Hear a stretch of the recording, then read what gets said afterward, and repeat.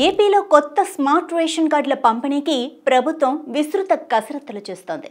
ఇప్పటికే ప్రారంభమైన smart ration కార్డుల పంపిణీలో భాగంగా వివిధ జిల్లాల్లోని లబ్ధిదారులకు అందజేస్తున్నారు.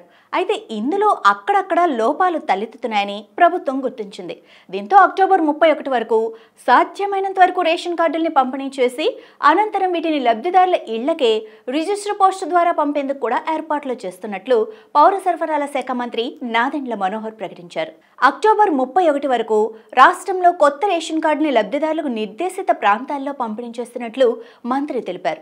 అయితే నవంబర్ 1 నుంచి మాత్రం ₹35 నామమాత్ర ఫీజు చెల్లిస్తే స్మార్ట్ రేషన్ కార్డును లబ్ధిదారుల ఇంటికే పంపే సదుపాయం కల్పిస్తామని నాదెండ్ల మనోహర్ స్పష్టం చేశారు.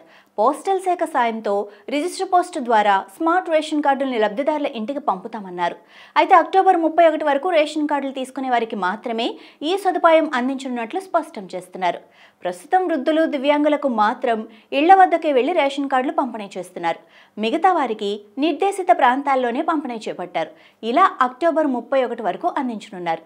ఇప్పటికీ కార్డులు రాని వారికి నవంబర్ 1 నుంచి రిజిస్టర్ పోస్టు ద్వారా కార్డు తీసుకునేందుకు వీలుగా సచివాలయాల్లో దరఖాస్తులు స్వీకరించేలా ఏర్పాట్లు చేస్తున్నారు. స్మార్ట్ రేషన్ కార్డు రాని వారు ₹35 ఫీజు చెల్లించి దరఖాస్తు చేసుకుంటే వారికి రిజిస్టర్ పోస్టు ద్వారా నిర్ణీత సమయంలో ఇంటి వద్ద దాన్ని తీసుకోవచ్చని పౌర సరఫరాల శాఖ మంత్రి పేర్కొన్నారు.